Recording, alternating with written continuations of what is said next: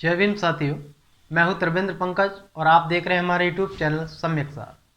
साथियों, आज की इस वीडियो में हम यह जानने की कोशिश करेंगे कि जो ये इंडिया अलायंस बना है उस अलायंस में बसपा शामिल होगी कि नहीं।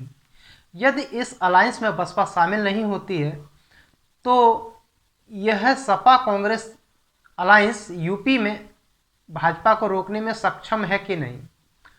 अभी हाल ही में सपा नेता राम गोपाल यादव जी का बयान आया है कि यदि बसपा इस गठबंधन में शामिल होती है तो सपा इस गठबंधन में नहीं रहेगी।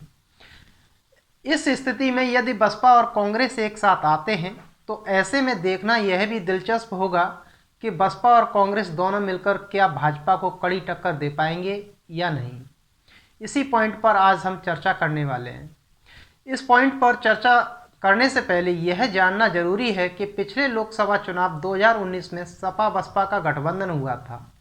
इस गठबंधन ने इस चुनाव में केवल 15 सीटें जीती, जिसमें से बसपा दलित मुस्लिम बाहुल्य 10 सीटें जीतने में कामयाब रही, तो वहीं सपा केवल 5 सीटें जीतने में कामयाब रही। सोचने की बात यह भी है कि यादव बाहुल्य सीटों पर भाजपा विजयी रही।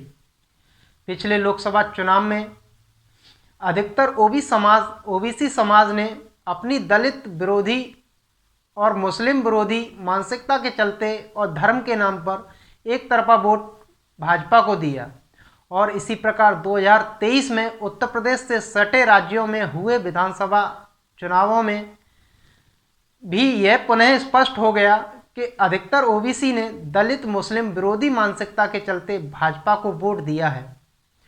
तो ऐसे में यह उम्मीद करना भी गलत है कि अधिकतर ओबीसी अपनी दलित और मुस्लिम विरोधी मानसिकता के चलते इस इंडिया गठबंधन को वोट देगा।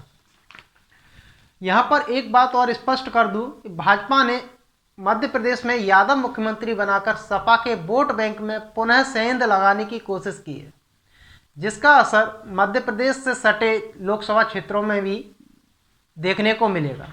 तो ऐसे में जो वोट इस बार सपा को मिलेगा वह वोट केवल और केवल मुस्लिम समाज का मिलेगा। तो ऐसे में सपा कांग्रेस गठबंधन सफल होते नहीं दिख रहा है।